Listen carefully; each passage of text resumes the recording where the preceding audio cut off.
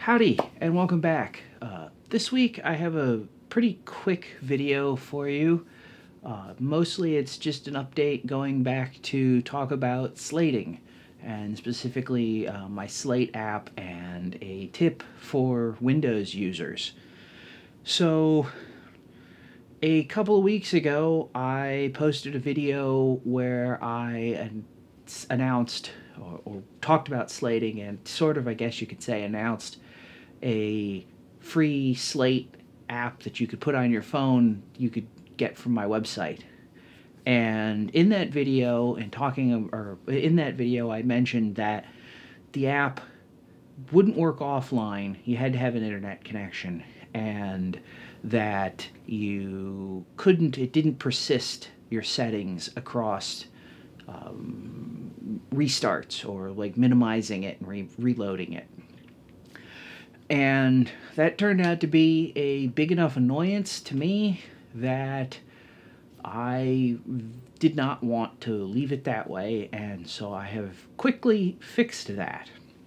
So it turned out actually getting a app to work offline was a little bit easier than I had remembered it to be or anticipated it being, and getting it up on my site took a little bit of finagling and writing some custom code, but turned out that that wasn't that big of a deal either, and got all the stuff going for that. And so I pushed out an update for the app. In fact, I believe it probably is going to be that way from the start, but now once you install it, it will cache itself on your phone and you will be able to use it anywhere you want, essentially.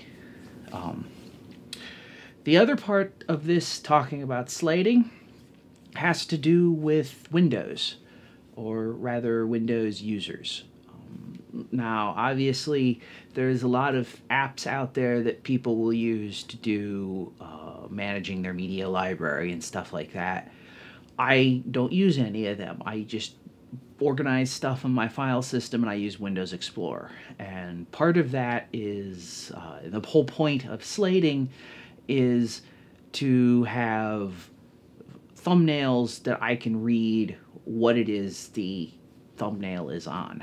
And what I've subsequently discovered is that Windows 10, I'm running version 19.0 or 1903, so at least as of 1903, doesn't use the first frame of the video to generate the thumbnail for the video.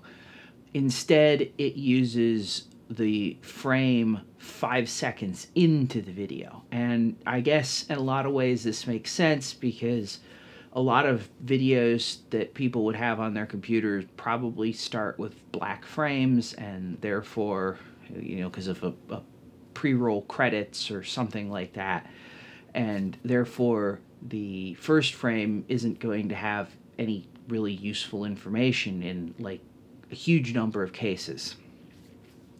However, where this translates, or why this is relevant and why I'm bringing this up, is that if you're slating your videos using my app or a real slate or something like that, and you want to see your slate in the video thumbnail, you have to ensure that you are holding your slate in the camera's field of view for at least 5 seconds.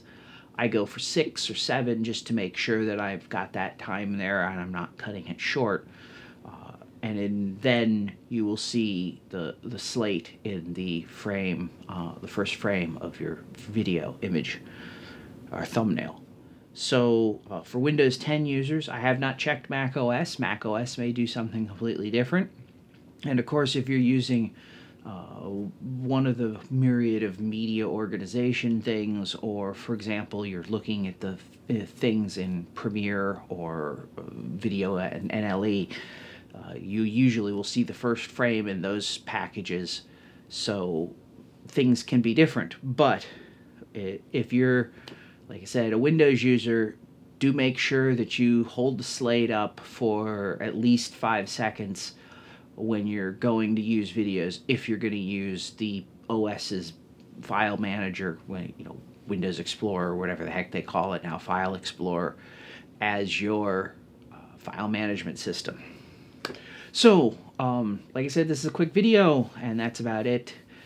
If you found this useful information, please hit the like button, and for more videos on video production, photography, etc., please subscribe to the channel. Also, for more written content, because I still like reading things sometimes, not always videos, but for more written content on photography, travel, and in-depth reviews in camera gear and gear related to photography, please visit my website at pointsandfocus.com. And if you're on Twitter and would like to get in touch with me, ask a question, see what's going on, see when I post an article, that kind of thing, you can follow me on Twitter at pointsandfocus. Thanks for watching, and goodbye.